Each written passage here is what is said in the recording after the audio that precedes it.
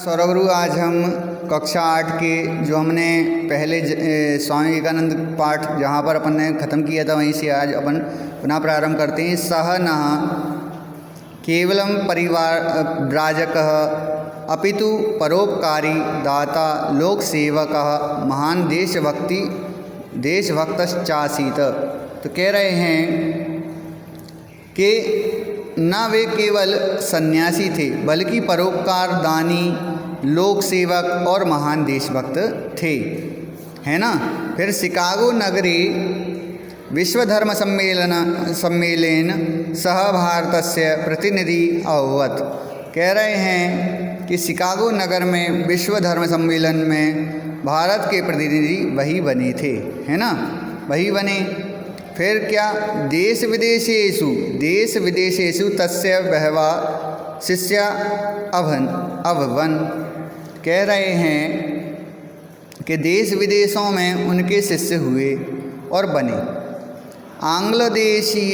आंग्लदेशीया कुमारी novel या अनंतरम भगनी निवेदिता इति नामना प्रसिद्धा तस्य प्रिया शिष्या। कह रहे हैं इंग्लैंड की मिस नोवेल जो इंग्लैंड की मिस नोवेल थी वह उनसे मिली। इसके बाद जो बाद में उनकी बहन निवेदिता के नाम से प्रसिद्ध हुई, तस्य प्रिय शिष्या। तो कह रहे हैं वही उनकी प्रिय शिष्या थी, है ना। तो वही उनकी प्रिय शिष्या हुई, अववत मतलब हुई। फिर सह यूनां कृते विशिष्ट प्रेरकः पथप्रदर्शकश्चासीत। तो कह रहे हैं कि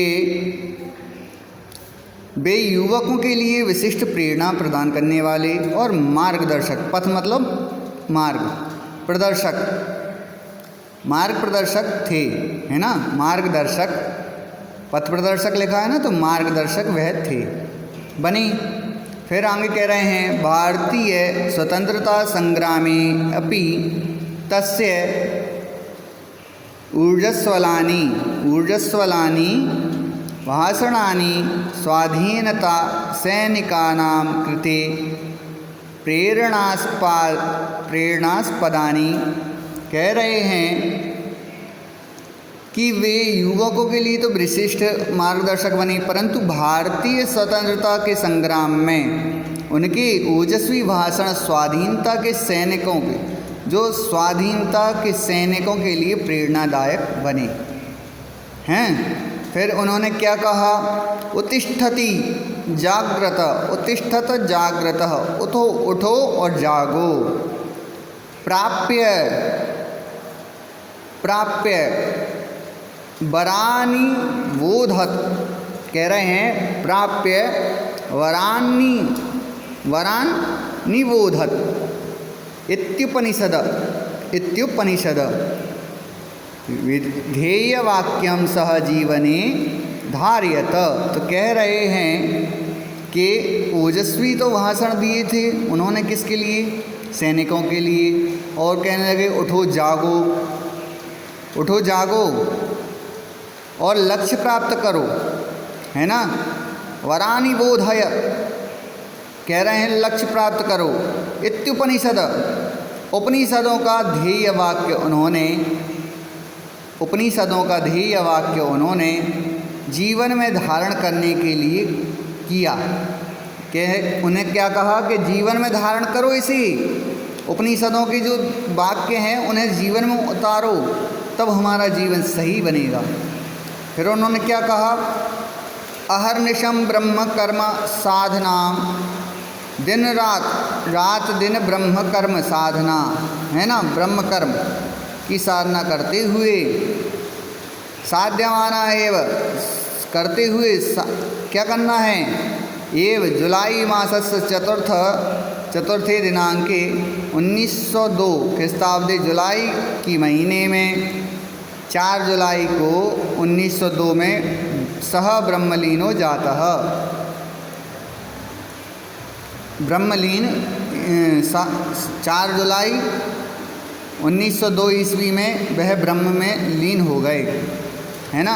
उन्होंने क्या कहा कि ब्रह्म कर्म समाधिना, मतलब ब्रह्म को ब्रह्म कर्म करो और साधना करो, ब्रह्मचर्य को मानो, है ना, उसको धारण करो और परोपकार करो। जब उन्होंने ये कहा तो इतना उन्होंने अपने जीवन में सबके लिए किया और अंत में 4 जुलाई 1902 में वह ब्रह्मलीन हो गए, ब्रह्म में लीन हो गए। फिर सः न केवलम भारते अपितु विदेशे स्वपि प्रसिद्ध। तो कह रहे हैं कि जब उन्होंने ब्रह्मलीन हो गए उसके बाद भी वे न केवल भारत में बल्कि विश्व विदेशों में भी प्रसिद्ध हुए, है ना। तेन भारतस्य प्राचीन गौरवम विदेशेषु स्थापितम। तो उनका जो उनके द्वारा भारत का जो प्राचीन गौरव है वह विदेशों में भी स्थापित हुआ। जब वह शिकागो गए थे उन्होंने वहाँ पर धर्म सम्मेलन में अपने भारत की तरफ से वह उन्होंने प्रतिनिधित्व किया।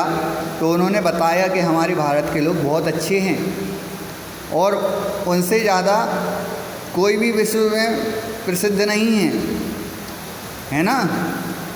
स्वामी विवेकानंद ने जो विदेशों में जाकर अपनी मान प्रतिष्ठा बनाई, भारत की मान प्रतिष्ठा बनाई है, उसके द्वारा शायद ही यह कोई विश्व में प्रसिद्ध हो पाए, है ना। उनसे बढ़कर कोई नहीं हुआ। रविंद्रनाथ टैगोर कथयति। तो रविंद्रनाथ जैसे लोगों ने भी, रविंद्रनाथ टैगोर जैसे कवियों ने भी बहुत हुए और उनकी भी यही मान्यता थी, यदि कोपी भारतीय संस्कृति मिच्छति। तो क्या कह रहे हैं, यदि कोई भी संस्कृति भारत संस्कृति को जानना चाहता है, यदि कोई व्यक्ति भारत संस्कृति को जानना चाहता है, तरहि प्रथमः तेन स्वामी विवेकानंद विषय पठितव्यः। तो कह रहे हैं कि पहले उसे स्वामी विवेकानंद के विषय के बारे में पढ़ना चाहिए, है ना, तब वह हमारे भारत को जान पाएगा। तो पहले स्वामी विवेकानंद के चरित्र के बारे में, उनके जीवन के बारे में समझो, उनके ऊपर पढ़ो, उनके बारे में पढ़ो, उनके बारे में जानो, तब आप भारत को समझ पाओगे, भारत को जान पाओगे। धन्यवाद।